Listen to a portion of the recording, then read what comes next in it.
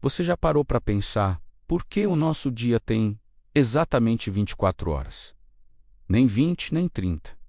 Quem decidiu isso? Parece uma pergunta simples, mas a resposta nos leva numa viagem incrível pela história da humanidade, astronomia e até um pouco de matemática. Fica comigo que hoje a gente vai desvendar esse mistério. Para começar, a gente precisa entender que a noção de tempo sempre foi fundamental para os seres humanos. Desde os tempos mais antigos, nossos ancestrais precisavam de uma forma de medir a passagem dos dias para saber quando plantar, quando colher, quando os animais migrariam, e o jeito mais óbvio de fazer isso era olhando para o céu. O sol nasce, o sol se põe, a lua muda de fase. Esses eram os relógios da natureza. A ideia de dividir o dia em partes menores vem de muito tempo atrás. Os primeiros a fazerem isso de forma sistemática foram os antigos egípcios, há mais de 4.000 anos. Eles eram mestres em observar as estrelas. Para eles, o dia não era uma coisa só. Era dividido em duas partes principais: o tempo, com luz do sol, e o tempo de escuridão. Durante o dia, eles usavam relógios de sol, que eram basicamente uma haste fincada no chão. A sombra dessa haste se movia ao longo do dia e eles dividiram esse caminho da sombra em 10 partes. Além dessas 10 horas de sol, eles adicionavam mais 1 hora para o amanhecer e outra para o entardecer, totalizando 12 horas para o período diurno. Mas e à noite, sem sol? Como eles mediam o tempo? Aí entra a genialidade astronômica dos egípcios. Eles observaram que certas estrelas, que eles chamavam de decanos, apareciam no horizonte em intervalos regulares durante a noite. Eles identificaram um grupo de 36 decanos. A cada noite, 12 desses decanos surgiam sequencialmente. Então, eles dividiram a noite em 12 partes, cada uma marcada pelo aparecimento de um novo decano. Somando as 12 horas do dia com as 12 horas da noite, chegamos ao nosso famoso número 24 horas. Então, a resposta inicial é: foram os egípcios. Mas calma, a história não acaba aqui. Tem um detalhe importante. As horas egípcias não tinham a mesma duração o ano todo. No verão, quando os dias são mais longos, as horas do dia eram mais longas que as horas da noite. E no inverno, o contrário acontecia. A hora era uma fração do período de luz ou de escuridão, não um valor fixo como hoje. A ideia de horas com duração igual veio depois, com os gregos. Eles eram fascinados por matemática e astronomia e pegaram muitos conhecimentos emprestados dos egípcios e babilônios. Foram astrônomos gregos, como Hiparco, por volta do século II a.C., que propuseram dividir o dia inteiro em 24 horas de duração igual, chamadas de horas equinociais. Por quê? Porque isso facilitava muito os cálculos astronômicos. Para a ciência, ter uma unidade de tempo constante era fundamental, mas essa ideia demorou a pegar. Por séculos, a maioria das pessoas comuns continuou a usar as horas sazonais, que variavam. Fazia mais sentido para a vida no campo. A hora do almoço era simplesmente o meio-dia, quando o sol estava no seu ponto mais alto. Não importava se a manhã tinha sido mais curta ou mais longa que a tarde. A grande mudança veio na Europa, durante a Idade Média, com a invenção dos primeiros relógios mecânicos. Esses relógios, que começaram a aparecer em torres de igrejas por volta do século XIV, não conseguiam se ajustar à duração variável do dia. Eles funcionavam com um ritmo constante, tic-tac, tic-tac.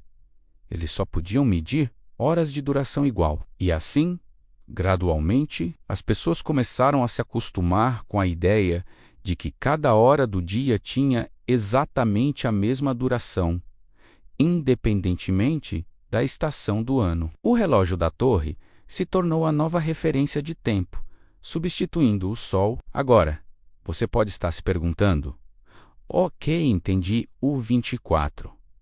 Mas e os minutos e segundos? Por que 60? Por que não 100, que seria mais fácil de calcular? Para responder a isso, a gente precisa voltar para outra civilização antiga, os babilônios, que viveram na região do atual Iraque. Eles eram incríveis matemáticos e astrônomos, e eles não usavam o sistema decimal de base 10, como a gente usa hoje para a maioria das coisas. Eles usavam um sistema sexagesimal, ou seja, de base 60. Por que base 60? Existem várias teorias. Uma delas é que o número 60 é muito conveniente. Ele pode ser dividido por muitos outros números. 1, 2, 3, 4, 5, 6, 10, 12, 15, 20, 38. Isso facilita muito a divisão em frações. Tente dividir 100 por 3. Dá uma dízima. Agora, divida 60 por 3.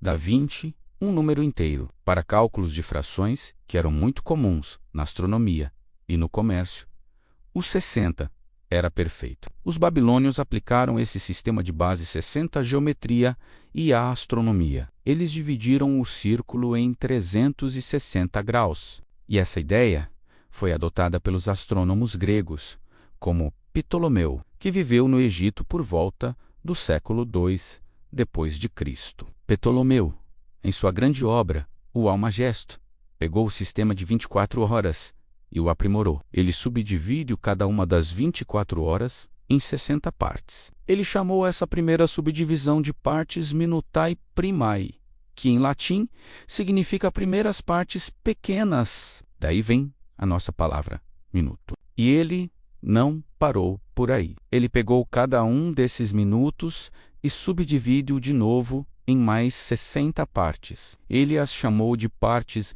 minutae secundae, ou segundas partes pequenas. E daí, você já adivinhou?